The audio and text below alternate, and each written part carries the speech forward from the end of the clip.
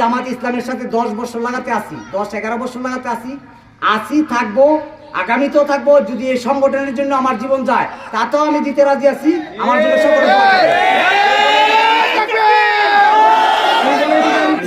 বর্তমান মজুদপুর ইউনিয়নের running member.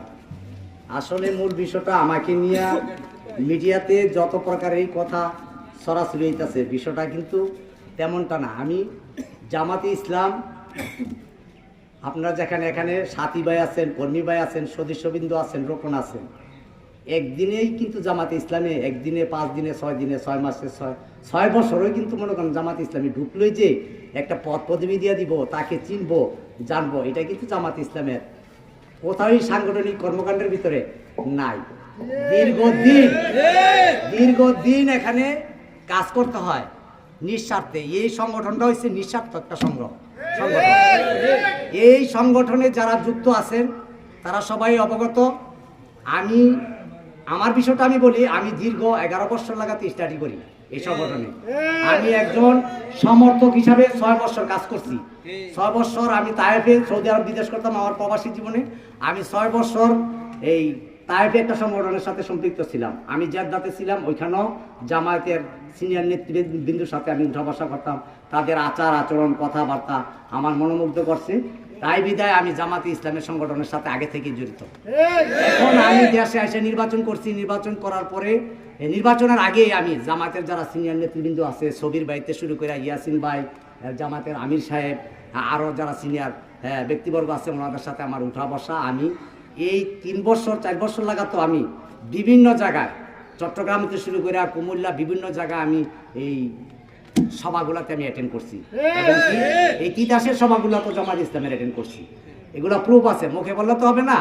ফেসি সরকারের আমলে আমি একজন জনপ্রতিনিধি হিসাবে, আমার ইউনিয়নটা না পুরো বাংলাদেশের সরকারটাই ছিল আওয়ামী লীগের একটা সরকার। এখানে রাহাজানি অনেক কিছু হইতো, এখানে মুখ খোলার কোনো কিছু নাই।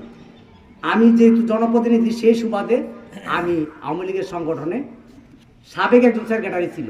যখন সাবিত দিতে মনে করেন এই বিষয়টা মানে উত্থাপন করে, তখন আমার চেয়ারম্যান বললো কি যে ওই লোক তো আসতেছে না, তাদের নেতৃবৃন্দ তখন বললো কি আমার একজন মেম্বার আছে, মেম্বারের সেক্রেটারি দেন। মেম্বারে আমার জিগাইলো, জিগানোর পর আমি বললাম দেন, দিলে আমি কেরি কর্ম সমস্যা গিয়ে আছে। আমার তো দরকার সাধারণ পাবলিকের কাজ করি, আমি তো জনপ্রতিনিধি। আমি যদি একটা সংগঠন থেকে কিছু নিয়ে দিতে পারি, তাইলে আমি মনে করি এটাই তো আমার স্বার্থ। আমি তো নামছি ওই অন্যজনের কল্যাণের জন্য, আমার নিজের কল্যাণের জন্য না। আমি ব্যয় করব অন্যের কল্যাণের জন্য। আমার এখানে গরিব দুঃখী যারা আমার এলাকার লোকজন আছে, আমি যদি একটা সংগঠনতে বা একটা সরকারি মাল একটা কোনো কিছু যদি আমি পাই, নিয়ে যদি দিতে পারি, এটা আমার জন্য বলা এবং কি আল্লাহর জন্য বলা। তো এই সংগঠনটাতে আমি ঢুকছি, আমার জন্য আমরা সবাই দোয়া করবেন। শুধু এতটুকুই, এখানে বক্তৃতা দেওয়ার বিষয় না, কোনো কিছু না। আমাকে জানি আল্লাহ এই সংগঠনের মধ্যে কবুল করে নেয়। দ্বিতীয় কথা হইলো আল্লাহ জানি আমাকে হেদায়ত করে। আমি আজকাল যেই পর্যায়ে আমাকে নিয়ে লেখালেখি হয়েছে, বাংলাদেশের যতগুলা জাতীয় পত্র পত্রিকা আছে ওইখানেও লেখালেখি হয়েছে আমাকে নিয়ে। তা আমি মনে করি যারা এই কাজগুলো করছে, আমি মনে করি আল্লাহর ফয়সালা হয়েছে সবচেয়ে বড় ফয়সালা। আল্লাহ যেহেতু এটা ফয়সালা সিদ্ধান্ত দিছে, এটারে আমি সাদরে আমন্ত্রিত করছি। আমার সিনিয়র যারা নায়েবে আমির, উত্তর জেলার আমির এবং জেলা ডিস্ট্রিক্টের আমির, কেন্দ্রীয় নেতৃবৃন্দ, সকলের প্রতি আমার একটাই চাওয়া পাওয়ার, অন্য কিছু না। আমাকে জানি আল্লাহ কবুল করে। আপনাদের কাছে দোয়া চেয়ে আমি বিদায় নিচ্ছি। আসসালামু আলাইকুম। আমি জামাত ইসলামের সাথে 10 বছর লাগাতে আসি, 10-11 বছর লাগাতে আসি থাকবো, আগামীতেও থাকবো। যদি এই সংগঠনের জন্য আমার জীবন যায় তাতেও আমি দিতে রাজি আছি।